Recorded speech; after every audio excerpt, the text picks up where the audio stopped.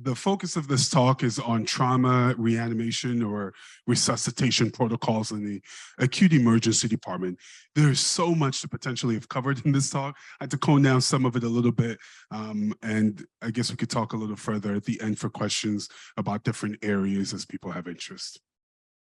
Okay, we've already talked conceptually about the golden hour, and the focus is that this area of mortality, this early death, this spike, is related to need for improved and outstanding resuscitation. If we improve the resuscitation for those patients, we can change the tide in this cohort. So American College of Surgeons, this data has been out for some time, have highlighted that there are multiple stages and classes of shock, right?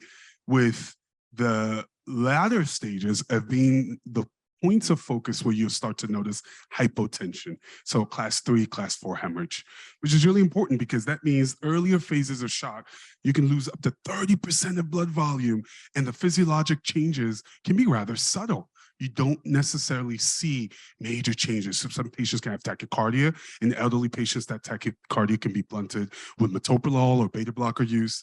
So this can be really challenging. We'll come back to this concept. Ultimately, when we have the patients in the early phase, we have to address hemorrhage, because hemorrhage is at the core of trauma resuscitation and trauma mortality in the early phase. So there's kind of 3 broad categories. We won't talk much about non-compressible sites because ultimately many of those are surgical versus interventional management, but we'll talk about the compressible sites and pelvic management as well briefly. All right. In terms of compressible sites, I don't know if folks use this a lot, but we certainly increasingly become very fond of quick clot. Quick clot is this compact gauze impregnated with kaolin, which ultimately activates the clotting cascade. It's been found, particularly the early uses in the military context, to have mortality reductions in that context for patients with significant hemorrhage. And so we think this is an adjunct aid in addition to pressure. Quick clot can help those oozing bloody areas that's not just quite an arterial or focal bleed, can help kind of activate the cascade and reduce hemorrhage from those contexts. Of course, there's no way to not talk about hemorrhage management without also talking about hemorrhage from the extremities, which includes tourniquet application. And tourniquet application is critical. 2 to 3 inches above the wound, depending on what tourniquet we're talking about. Don't place it on the joints. Expect the patient to have pain. Not to say we want our patients to have pain, but applications of tourniquets are painful. And so that is not to be surprised, it's not a surprise. You tighten until the bleeding stops, you clamp it, secure it, and of course you avoid complete removal. Even at the end of the day, if you want to release it, don't completely remove it, because if you need to tighten it back up, so be it. Common pitfalls are not placing it proximal to the true bleeding wound, loosening the tourniquet in an unstable patient, removing the tourniquet altogether and then having bleeding occurs, and then of course, big fail, forgetting to take the front tourniquet off just because it's underneath clothes or no handoffs occurs. Anyone who's used enough tourniquets, there's probably 1 or 2 of these components that have occurred to you. Okay. Compressible sites, we've talked about the pelvic binders and sheet. I'm not going to talk too much about, except to say if you have an open book fracture, you can either have fancy pelvic binders, or there's good technique that show how to use a sheet that really does have good compressible hemostasis in the pelvic cavity. Most common mistake in an ED context is putting it too high and not low enough along the true pelvis. All right. We'll talk now a little bit more about resuscitation and fluid and taking care of patients in this context. This is extraordinarily complicated. There is a lot of angst about aggressive or even significant fluid hydration for concern that this may dilute clotting factors and increase what's already a coagulopathic profile in patients who have trauma-induced coagulopathy. There's also concern that cold fluids will increase hypothermia, which often worsens trauma-related coagulopathy. The general standard is fluids should be given to avoid significant hypotension, particularly in patients with traumatic brain bleed, but we'll come back to this a little bit. All right, so let's accept that we're going to give a little fluid. What fluid should we give? There are different types of fluid available: normal saline, lactated ringers, and plasma-lyte. Semler et al. Looked at about 15,000 patients. They started with fluids in the ED. They were randomized, and it's one institution, but the institution has multiple ICUs, and they were randomized to different ICUs. And what they discovered was there was a low mortality with lactated ringers. Well done study. And fewer need renal injuries, fewer need for renal replacement with lactated ringers.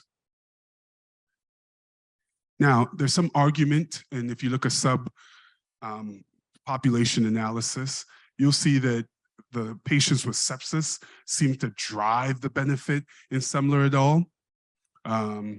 And this data wasn't necessarily reproduced in a different study. Fernando et al. 2021 JAMA looked at 10,000 patients, and this was an advantage perhaps over Semler et al. 75 different ICUs in Brazil. And what they saw was that it did not improve a 90-day survival. So when they compared lactated ringers versus normal saline, it went back and forth, but no. There's some argument that this was, this wasn't true when we reanalyzed it, underpowered for mortality. And they didn't really give as many fluids. It turns out to be 1 to 2 liters worth of fluid was administered after all.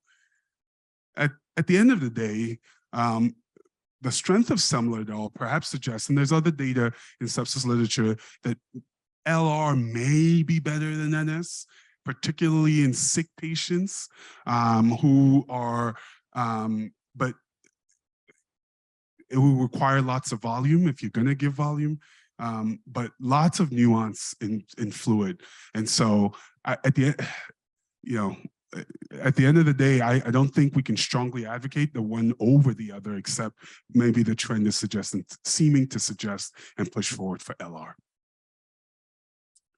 Colloid solutions, probably no one is spending focus or money or support on this because the data is pretty clear that it should be a second-line agent. And there's, in fact, systematic data that suggests that there's an increase in mortality and acute kidney injury in those that are critically ill. So there should be just a general avoidance of colloid. One caveat may be patients with hypoalbuminemia who are poorly responsive to crystalloid and shock. They may benefit from albumin, but other than sub-cohort groups, colloids should be not used routinely. There have been a few studies that have looked interestingly at hypertonic saline, not for its utility in patients with brain pathology, but just as a resuscitative agent. And the benefits are just not been reproduced in randomized controlled trials. So at this point, it's unclear the role. The military especially was interested because the volumes are lower, so you carry smaller bags around. And again, ultimately, the outcomes are still unclear. So this is an area for more research. So ultimately, as the concept is really around the structure of less is more. If fluid resuscitation is going to result in you giving more fluid and less definitive blood, then the outcomes are going to be worse. Okay. Whenever you can get in transition patients to blood, you are going to find improved outcomes. This Morrison et al. Evaluated different maps and identified that patients with a low map to a standard map strategy, those with a low map seem to do well, which really then started this construct around the European guideline management on major bleeding. Their 5th edition promulgates and pushes this idea perhaps faster or more aggressively than we would in the United States. they recommend permissive hypotension with systolic targets of 80 to 90, mean arterial pressures of 50 to 60 until major bleeding has been stopped. And then in patients with severe TBI, obviously, they do not recommend permissive hypotension. This is still controversial. They acknowledge in their own guidelines that there are no RCTs to support this recommendation, and that future recommendations for what the goals are for the permissive hypertension are needed, because those numbers were based on expert consensus at best, but with no empiric data to say those particular targets are the goal targets. Their guideline breaks out with, again, these very strong target recommendations. And ultimately, if we look at data around the Cochrane and United States guidelines, no trauma center and or group is advocating such strong outcomes yet. There's no randomized control study to suggest those specific cutoffs for permissive hypotension are appropriate. I think where we all agree, though, is that less is more in terms of managing patients with fluid. So avoid aggressive crystalloid resuscitation. That is an agreement. And then use validated strategies to stop bleeding. And we'll talk a little bit more about that. Their use of vasopressor in the early phase, there's very limited data around this, and vasopressor use should be tailored to specific therapy, to each patient's clinical picture. I showed this graph again just to highlight how difficult it is in the early phase to understand who is really going to progress to bleeding, who is really having signs of shock. So there have been a couple of attempts at different trauma prediction scores to try to identify patients who are going to be at high risk for massive transfusions. This is the TASH score. It's complicated. It requires blood work. But it did show that patients, as their TASH score increases, there was an increased probability of the need for massive transfusion protocol. This is streamlined, it's the ABCD score, doesn't require blood work, but does require a positive a fast to be completed. And if you're centered that uses fast, and it sounds like we use ultrasound a lot here, this may be very helpful in helping predict. A score of 2 to 4 suggests patients will need a massive transfusion. Sensitivity and specificity are pretty good, decent, but most important, the negative predictive value, it misses less than 5% of the patients who would go on to need a massive transfusion. So it performs pretty well in validation studies. We're moving perhaps more closely to the shock index world. This actually doesn't even need ultrasound, and it simplified it even further. And if you look at the performance in terms of sensitivity and specificity, it's pretty close to the ABC score as well. And ultimately, the shock index is a simple calculation. It's a heart rate divided by the systolic blood pressure. And when you see shock index values greater than 0.8, you should be very concerned about ongoing hemorrhage or bleeding, whether it's intra-abdominal, intrathoracic, wherever it may be. And it is predictive for the need for massive transfusion. There are good data around, even as the shock index goes even further and further high, mortality increases, and you can kind of have a better understanding, even if you do it like over time. Serial shock index will give you insight as to patients' progression to worsening hemorrhage or worsening mortality.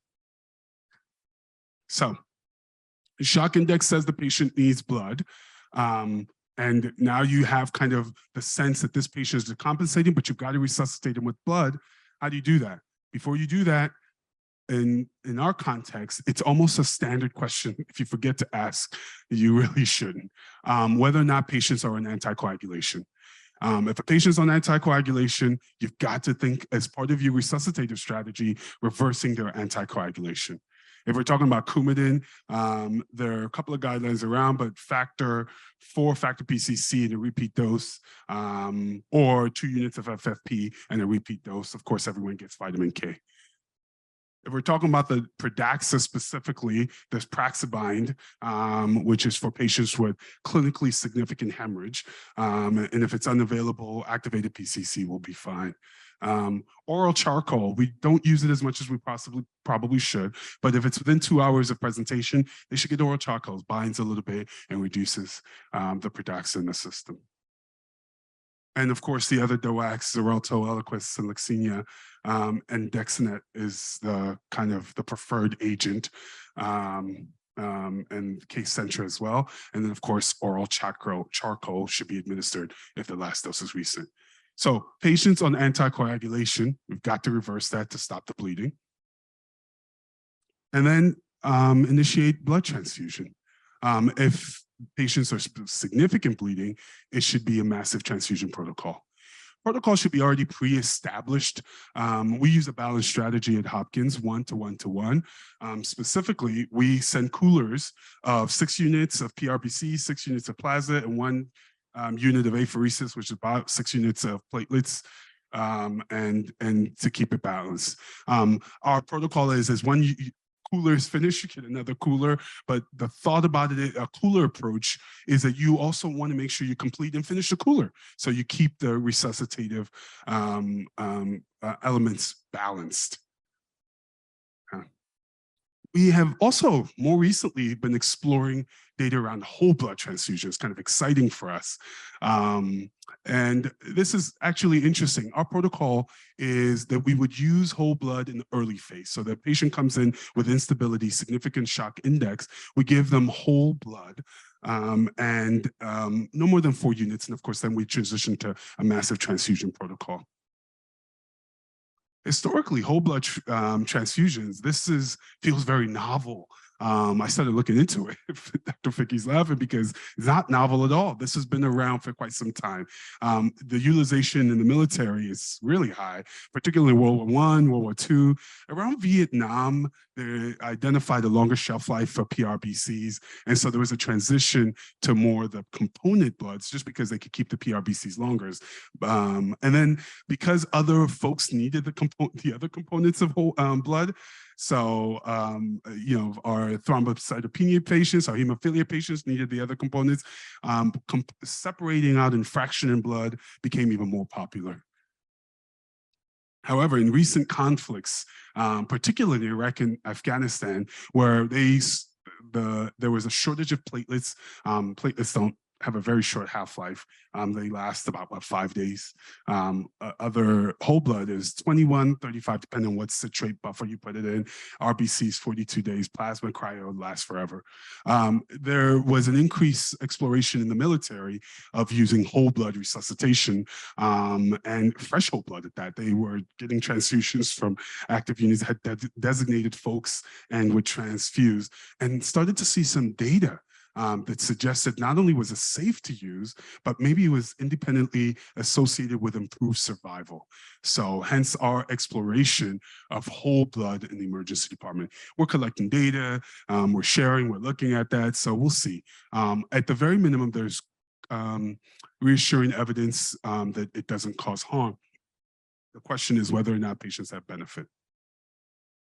TXA. It's an antifibrinolytic agent. It is used to treat significant active hemorrhage. Lots of data suggesting benefit over time, and some places got on early, but some concerns about possible thromboembolic events. So lots of folks, stayed on the sidelines. But there's been lots of new data, rehash of old data that have looked at the thromboembolic events and the mortality associated with TXA, and it really doesn't exist, and TXA from a clot perspective, causing excessive clot doesn't seem to be the case. Whether it has benefit seems to be suggested strongly by 2 studies. One is the CRASH study. It's a randomized controlled trial. It looks at patient that came in, and those that were treated, that were randomized into two arms, some received TXA and then against placebo. And what they found was that patients who were seen treated within 3 hours start to see benefit. There was a large NNT though. Lots of patients needed to be treated by TXA to save one life, but nevertheless, there did seem to be benefit, particularly around those who were treated 3 hours. Of note, for patients who were treated much later, there's not significant but strong trend towards risk of death in that cohort. So the benefit of TXA seems to be in the acute phase. STAMP tried to do a little bit more, not only figure out what the benefit of TXA versus placebo is, but what the right dose was. And so it compared 3 separate groups, one that got TXA in the pre-hospital, and then the other that got kind of standard TXA within the hospital with a prolonged versus a double dose repeat bolus strategy. And all in all, while there was no overall aggregate benefit, what it did show was that patients in the subgroup analysis, those who received the 1 gram and repeat dosing got benefit. And also, perhaps even more importantly, is that those in severe shock had reduced mortality as compared to placebo. So all in all, TXA, the right cohort of patients, early presentation within 1 hour to 3 hours, those patients will benefit. If they come in within an hour and they have significant life-threatening benefits, they should get TXA. Okay. Overall, there is this construct of kind of the lethal triad of coagulopathy. Coagulopathy, which is often trauma-induced, hypothermia, and acidosis. We don't think about it this much, and I wonder the impact, because many patients in trauma in the context in the USA come in with significant degrees of hypothermia, 36 degrees on arrival. 2/3 of patients. Much of it is environmental, but we make it worse. We leave patients exposed. We don't cover them up. We give them IV fluids and cold stuff, which make things worse. While this may be trivial, but it's not so trivial because hypothermia is associated with worse than coagulopathy, right? Hypothermia perhaps even maybe worse than acidosis in these patients as they shunt and don't deliver tissue blood to their tissues, which worsens their acidosis. So overall, we need to be careful to manage and address hypothermia in trauma patients. There's some data around recombinant factor 7 use in trauma. I'm not even going to go here much except to show that in a very small cohort, there may have been improved hemostasis, but no mortality benefit.